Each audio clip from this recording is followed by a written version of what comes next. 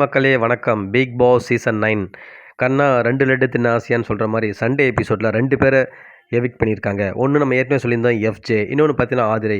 ஆதிரைய பார்த்தீங்கன்னா புதுவிதமான முறையில எவிக்ட் பண்ணியிருக்காங்களாம். ஸோ நாளை எபிசோட்ல பார்க்கும்போது உங்களுக்கே தெரியும் அது என்னன்னு சொல்லிட்டு.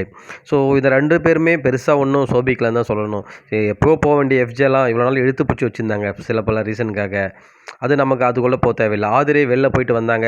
வந்த அப்புறம் கொஞ்சம் ஃபயரா இருப்பாங்கன்னு பார்த்தா அவங்களுமே பெருசா ஒண்ணும் பண்ணலன்னு தான் சொல்லணும். ஸோ 2 பேரும் போறதுல பெருசா ஒண்ணும் யாருக்குமே எந்த ஆட்சேபனையும் இருக்காதுன்னு நினைக்கிறேன். ஸோ ஃபேர் எவிக்ஷன் தான். ஸோ அவங்களுக்கு ஓட்டுமே ரொம்ப ரொம்ப கம்மியா தான் வந்திருக்கு.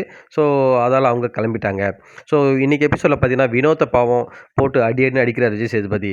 ஸோ அவர பார்த்தீங்கன்னா, வினோத், பார்வதி, கமருதீன் இந்த 3 பேர அடிக்கிறது பார்த்தா ரொம்ப கை வந்த கலையா இருக்கு. கைக்கு நல்லா வாட்டமா இருக்காங்கன்னு சொல்லிட்டு இந்த 3 பேர சான்ஸ் கிடைச்சா போதும் அடிக்க ஆரம்பிச்சாரு விஜய் சேதுபதி.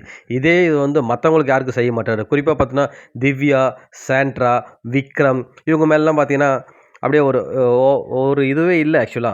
எந்த ஒரு இதுவுமே பண்ண மாட்டாரு. அவங்க 3 பேரையும் அப்படியே போற போக்குல ஏதாவது சொல்லிட்டு போறாரே தவிர, மத்தபடி பெருசாலாம் ஒண்ணும் அவங்கள வந்து இன் டெப்த்லாம் போய் எதுவுமே கேட்கறதில்ல. ஸோ இந்த 3 பேர மட்டும் தான் எப்பவுமே ரோஸ்ட் பண்ணிட்டே இருக்காரு.